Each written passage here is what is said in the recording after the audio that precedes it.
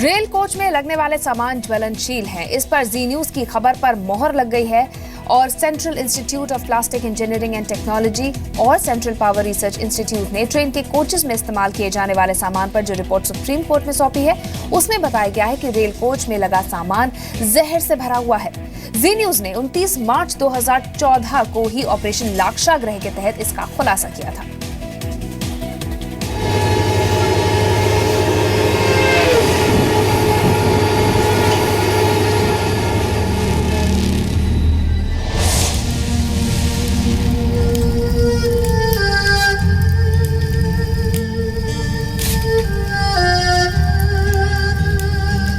इधर 3 बजे कुछ फायर एक्सीडेंट हुआ था।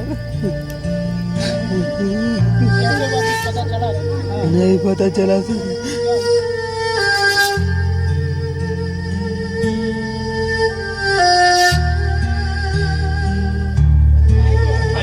पलक मर गया। अरे आग लग गई यार ट्रेन में डब्बे।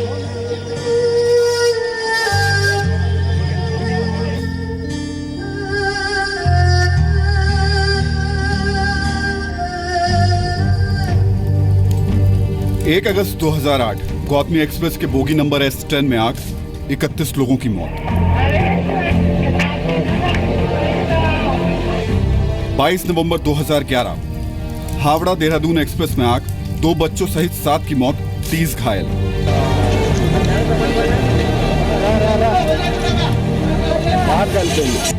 30 जुलाई 2012 तमिलनाडु एक्सप्रेस में आग, 47 लोगों की मौत, 28 घायल।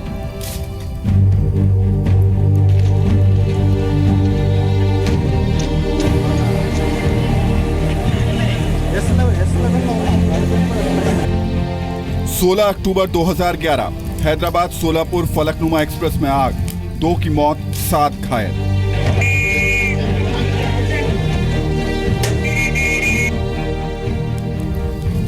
बेंगलोर नांदेड़ एक्सप्रेस ट्रेन में आग, 26 लोगों की मौत, 12 घायल।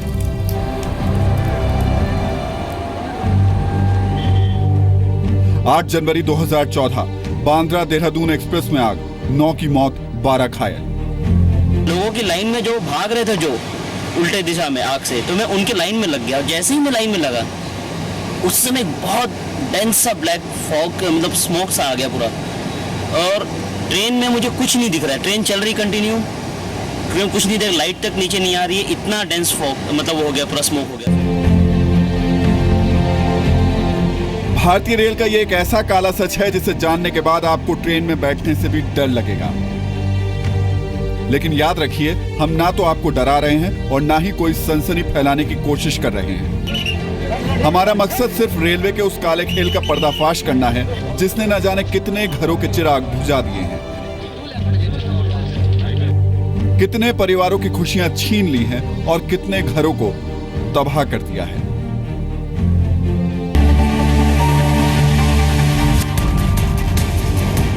आज हम उस सबूत के साथ बताएंगे कि कैसे रेलवे रोजाना देश के करोड़ों लोगों की जान के साथ खेल रहा है। हम आपको बताएंगे कि क्यों एक चिंगारी देखते ही देखते ट्रेन के डिब्बे को आग की भट्टी में तब्दील कर देती है।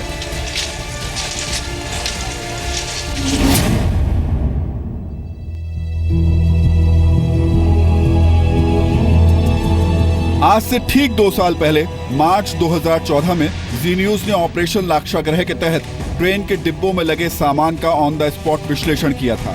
हमने आपको बताया था कि कैसे आग लगते ही किसी ट्रेन की बोगी मौत का चैम्बर बन जाती है। इसके लिए हमने बाकायदा लैब रिपोर्ट और लैब टेस्ट की मदद से देश को बताया था कि कैसे डिब्बे के फ्लोर पर लगी पीवीसी शीट आग लगने पर मौत वाला जहर और धुआं उगलती है। ये पीवीसी की फ्लोरिंग है जो कि कोचेस में लगी होती है, देख लीजिए ध्यान से। उसी फ्लोरिंग में से हमने एक टुकड़ा निकाला है। ये 2 ग्राम का टुकड़ा है, क्योंकि इस टेस्ट में इस मशीन के अंदर 2 ग्राम का टुकड़ा ही रखना होता है। और अब इस टुकड़े को जलाया जा रहा है। ये सामने टेम्परेचर इंडिकेटर दिया हुआ है। चलिए, तो ये टुकड़ा 5 मिनट तक जलाया गया है 1100 डिग्री सेल्सियस पर। अब इसके बाद में फ्लेम को, आग को बंद कर दिया गया है। अब क्या करेंगे आप इसमें? 30 सेकंड तक फैन चलाएंगे। हालांकि जो धुआं निकलता दिख रहा था वो आपने देखा होगा किस तरीके से धुआं निकला था उसमें से। अब जो देखना होगा, खास बात देखनी होगी, वो इन ट्यूब्स में देखनी होगी। चलिए, टेस्ट पूरा हो चुका है। अब जो ट्यूब्स हैं उनको निकालने का काम शुरू हो रहा है और ये देखने का काम शुरू हो रहा है कि आखिर ये ट्यूब्स जो उस पीवीसी के अंदर गैस थी कितना बताती हैं, डिटेक्ट करती हैं। और सबसे पहले HCl गैस को चेक किया जा रहा है कि इस ट्यूब के अंदर HCl गैस की मात्रा कितनी आई है। ये कितना निकला है इसमें? ये 50 ppm है सर। 50 ppm जी। अब कैसे पता चलेगा कि ये इसमें कितनी गैस है और कितनी जहरीली गैस थी? वो तो लास्ट में इंडेक्स निकलेगा, उसी से पता चलेगा। अच्छा, अभी ये जो ट्यूब आ रही है, ये देखिए, हम आपको दिखा दें, ये 50 ppm है। ये पिंक हो गई है और ये पिंक ट्यूब हो रही है। इसका मतलब ये है कि इसके अंदर HCl गैस मौजूद थी। चलिए, तो HCl से भी ज़्यादा इस PVC फ्लोरिंग में भरी हुई है कार्बन डाइऑक्साइड। ये पूरी ट्यूब पर्पल थी और देखिए, टेस्ट के बाद में जो हमने टेस्ट अभी किया था, पर्पल से ये वाइट हो गया है। अच्छा, ये तीसरी ट्यूब अब निकल कर आई है, ये किस चीज़ की है? CO, carbon monoxide. Carbon monoxide. इसमें कुछ निकलता दिख रहा है? जी नहीं, इसमें कुछ नहीं है। इस चैम्बर के अंदर जो टेस्ट किया, सारी गैसेस का टेस्ट किया, उसके बाद जो नतीजा निकल कर आया वो 5.25 यानी 5 गुना ज़्यादा जहरीली गैसें निकलती हैं। हमने आपको ये भी बताया था कि कैसे आग लगने पर बर्थ सीट पर लगी PVC coated fibre glass fabric से निकलने वाली जहरीली गैस मासूम मुसाफिरों को बचने का कोई मौका नहीं देती। हमने सीट कवर में इस्तेमाल होने वाली इस PVC शीट को भी जलाकर देखा। इसका भी कसौटी वही है कि 30 सेकंड में ये आग ना पकड़े। हालांकि इसको इस तरीके से टेस्ट नहीं किया जाता, इसमें नीचे की तरफ लौ रखी जाती है और उसके बाद इसका टेस्ट होता है। हालांकि इसने आग पकड़ ली है, लेकिन 30 सेकंड से ज़्यादा वक्त में इसने आग पकड़ी। साथ ही हमने ये भी दिखाया था कि कैसे कोच में लगे पर्दे खींचने के साथ ही आप अपनी तरफ मौत को खींच लेते हैं। फोम को, ये 13 mm का फोम है और इसको हमने इस फ्लेमेबिलिटी टेस्टर पे रखा हुआ है। चैम्बर को अब हम बंद कर रहे हैं और अब इसको 1 मिनट तक हम जलाकर देखेंगे। 29 सेकंड, 30 सेकंड में देखिए किस तरीके से इस फोम ने सिकुड़ना शुरू कर दिया है और लगातार तेजी से सिकुड़ता जा रहा है। अभी सिर्फ 38 सेकंड हुए हैं। 39 सेकंड, 41 सेकंड, देखिए किस रफ्तार के साथ इस फोम ने आग को पकड़ा है। हमने बर्नर बंद कर दिया, उसके बावजूद 20 सेकंड तक ये लगातार जल रहा है। अब जरा इसकी ये भी सच्चाई देख लीजिए कि ये नीचे की तरफ टपकता है या नहीं टपकता है। तो ये देखिए,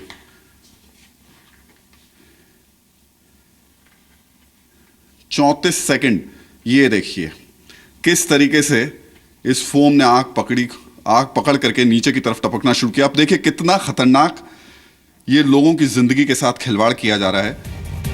इसके साथ ही हमने northern India textile research association की एक लैब रिपोर्ट भी दिखाई थी जो इन खूनी सामानों की पोल खोल रही थी। हालांकि उस वक्त रेलवे ने इस खबर को सिरे से खारिज करने की कोशिश की थी।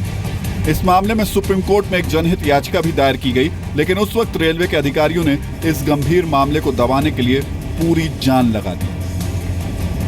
लेकिन आज जो खुलासा हम आपके सामने करने जा रहे हैं, उसे देखकर इस मामले की लीपापोती में लगे रेलवे के अफसरों की बोलती बंद हो जाएगी। हमारे हाथ 2 साल बाद फिर एक ऐसी रिपोर्ट आई है जो बताती है कि कैसे रेलवे रोजाना करोड़ों मुसाफिरों को लाक्षागृह में सफर करा रहा है।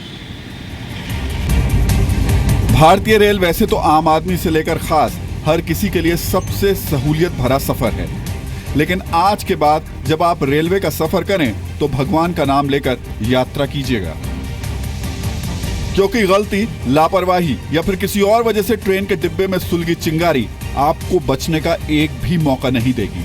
ये हम नहीं कह रहे, बल्कि भारत सरकार की लैब टेस्ट रिपोर्ट से खुलासा हुआ है, जो हमारी खबर पर 100% मोहर लगा रही है। जी न्यूज पर खबर दिखाए जाने के साथ साथ सुप्रीम कोर्ट ने भी इस मामले को बहुत गंभीरता से लिया। एक जनहित याचिका पर सुप्रीम कोर्ट ने रेलवे से कोच में लगे सामान की जांच कराने को कहा। रेलवे ने खुद से अपने सैंपल बटोरे और अपनी नॉमिनेटेड 2 लैब से उनकी जांच कराई। रिपोर्ट में जो भी सामने आया वो रेलवे की मंगलमय यात्रा पर मौत वाला ग्रहण लगा रहा है। वो रिपोर्ट्स कंफर्म कर रही हैं कि जो बातें हम लोगों ने उठाई थी वो बिल्कुल ठीक हैं, और हमने 3 मुद्दों उठाए थे। पहला तो ये कहा था कि साहब ये जो मटेरियल है ये सब स्टैंडर्ड है। दूसरा हमारा मुद्दा ये था कि जो ये रेलवे की प्रक्रिया है डीलर्स अपॉइंट करने की, वो गलत है। उसमें ये लोग सिस्टर कंसर्न्स को भी अप्रूव्ड डीलर बनाए हुए हैं।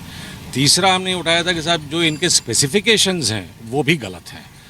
वो ठीक से नहीं है, जो किसी और पर्पज़ के लिए है वो टेस्ट इन्होंने यहाँ अप्लाई कर रखा है। ये 3 मुद्दे मैंने उठाए थे। सुप्रीम कोर्ट ने इन मटेरियल्स को टेस्ट के लिए 2 सरकारी लैब्स में भेजे थे और दोनों के रिपोर्ट्स आ गए हैं और उसमें ये मटेरियल बुरी तरीके से मिजरेबली फेल कर गए हैं। और ये हमने तो जब केस किया था तब उसमें हमारी रिपोर्ट में 4 गुना 5 गुना था। अब ये तो इतना ज़्यादा आ गया, ये 17, 11, 13 इस तरह की इसकी टॉक्सिसिटी लेवल इतनी ज़्यादा है, जबकि इंडेक्स 1 होना चाहिए।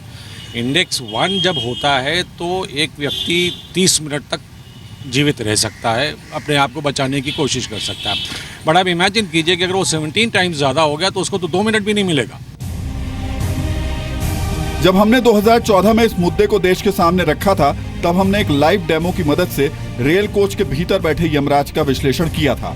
उस वक्त कोच में मौजूद जहर की मात्रा के मुकाबले जो रिपोर्ट आज हमारे पास है, उसमें जहर की मात्रा 1700% ज्यादा है। जो गैसेस निकल रही है, कार्बन मोनोऑक्साइड निकल रही है, कार्बन डाइऑक्साइड निकल रही है, और जिस मात्रा में ये निकल रही है, ये कितनी खतरनाक है और एक आदमी को बचने का मौका देती है या फिर मौका कोई नहीं है? इसमें देखिए परेशानी ये है, अगर आग लगती है तो एक तो थर्मल इंजरी होगी, जो हीट इंजरी है, वो जानलेवा नहीं होती है उस समय। लेकिन क्योंकि रेल का डिब्बा एक क्लोज कंपार्टमेंट है और गैसेस निकलेंगी जिसमें कार्बन डाइऑक्साइड और कार्बन मोनोऑक्साइड है, ये खतरनाक है। इनकी वजह से कार्बन मोनोऑक्साइड शरीर में जाकर के ऑक्सीजन को रिप्लेस करके हीमोग्लोबिन में लग जाती है। तो पूरे शरीर में जो हीमोग्लोबिन में जो ऑक्सीजन नॉर्मली वो ऑक्सीजन कैरी करता है, वो रिप्लेस हो जाता है कार्बन मोनोऑक्साइड के साथ, और पूरे शरीर में हर सेल को ऑक्सीजन की जो ज़रूरत है वो नहीं मिल पाती है। सबसे इम्पॉर्टेंट ऑर्गन जैसे ब्रेन है, ब्रेन 3 मिनट तक ऑक्सीजन की कमी बर्दाश्त कर सकता है और उससे आगे फिर ब्रेन के फंक्शनिंग में इफेक्ट पड़ता है, फंक्शनल लॉस होने लगता है, इंसान बेहोश होने लगता है, गिर सकता है, चोट भी लग सकती है। तो थर्मल इंजरी के अलावा मौतें जो क्लोज कंपार्टमेंट में होंगी वो gas injury, carbon monoxide poisoning से होंगी, और उसके अलावा चोट भी लग सकती है गिरने की वजह से। तो ये मैकेनिज्म है इनके क्लोज स्पेस में। अगर कार्बन मोनोऑक्साइड बहुत ज़्यादा निकल रही है, आगे कोई पैरामीटर है कि 3 मिनट का वक्त मिलेगा अगर इतनी कार्बन मोनोऑक्साइड निकल रही है? लेकिन अगर बहुत ज़्यादा निकल रही है तो क्या 3 मिनट का वक्त भी मिल पाएगा? बहुत मुश्किल है। देखिए रेल का डिब्बा तो बंद होता है, आजकल एयर कंडीशन गाड़ियाँ हैं जिसमें सर्कुलेशन अंदर ही है, सारा जो गैस प्रोड्यूस हो रही है अंदर ही है। तो एस्फिक्सिएशन से, लैक ऑफ ऑक्सीजन से मरने की संभावना या दुर्घटना होने की संभावना बहुत ज़्यादा है। और अगर गैस बहुत ज़्यादा मिलती है तो ओवरवेलमिंगली अगर या तो हवा मिले, कार्बन मोनोऑक्साइड ऑक्सीजन को तभी छोड़ेगी जब उसको नॉर्मल ऑक्सीजन मिले, उस एटमॉस्फेयर से अलग करें। वो करने में 3 मिनट में तो संभव नहीं है। तो चांसेस इस इंजरी के बहुत ज़्यादा हैं, बचने की संभावना कम है अगर ऐसा होता है। ट्रेन में फ्लोरिंग के लिए रेलवे में पीवीसी शीट का इस्तेमाल किया जाता है। केंद्र सरकार की लैब्स की रिपोर्ट के मुताबिक रेलवे की तरफ से दिए गए सैंपल्स में पाया गया कि पीवीसी फ्लोरिंग भी आग लगते ही जहरीली और जानलेवा गैस उगलना शुरू कर देती है, जिसकी मात्रा तय मानकों के मुताबिक कहीं ज्यादा पाई गई। आपको बता दें कि ट्रेन में आग लगने पर पीवीसी फ्लोरिंग भी कार्बन डाइऑक्साइड, कार्बन मोनोऑक्साइड और फॉर्मेल्डिहाइड के अलावा HCl गैस उगलती है, जो आदमी की जिंदगी के लिए न सिर्फ खतरनाक है बल्कि जानलेवा भी है। जो इस समय अब जो रिपोर्ट आई है, इसके हिसाब से जो फ्लोरिंग में ये पीवीसी लगाते हैं वो तो सबसे ज़्यादा खतरनाक है। और उसके बाद ये जो कुशन के ऊपर रेक्सीन लगा रहे हैं, फाइबर कोटेड जो ये कर रहे हैं, वो भी बहुत खतरनाक है।